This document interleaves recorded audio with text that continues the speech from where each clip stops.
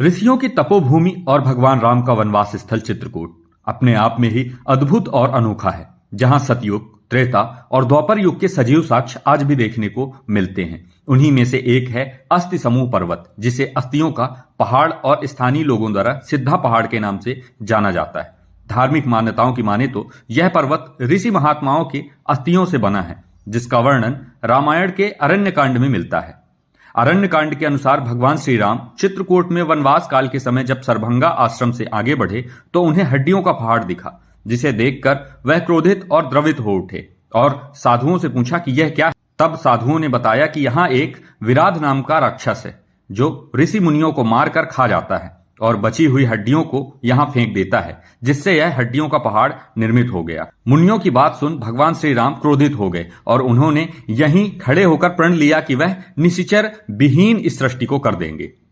सिद्धा पर्वत का क्या महत्व है? जी, इस सिद्धा पर्वत में भगवान श्री राम जब उनका वनवास हुआ था तो यहाँ पर आए थे। सरभंग मुनि आश्रम के बाद यहाँ आए वो सीधे।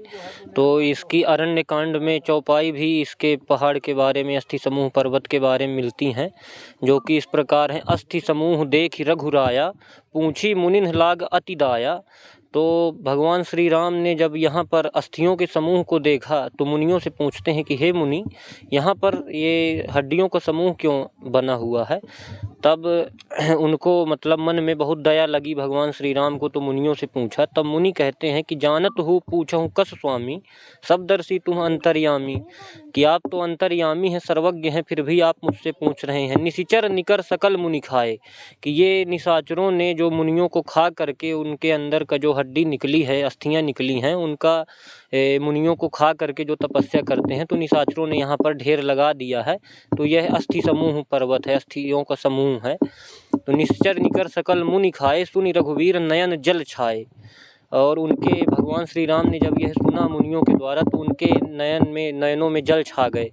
फिर भगवान ने जब ये जाना तो उसी समय इसी पर्वत पर, यहाँ पर जहाँ पर आप लोग आज पधारे हैं, तो यहीं पर भगवान श्री राम ने भुज उठा करके, जो कि मूर्ति भी उसी प्रकार की बनी हुई है, कि भगवान श्री राम भुज उठा करके प्रण करते हैं कि निशिचरहीन करो महि भुज उठाई प्रणकीन, सकल मुनिन के आश्रमन ही जाए जाए सुख दीन।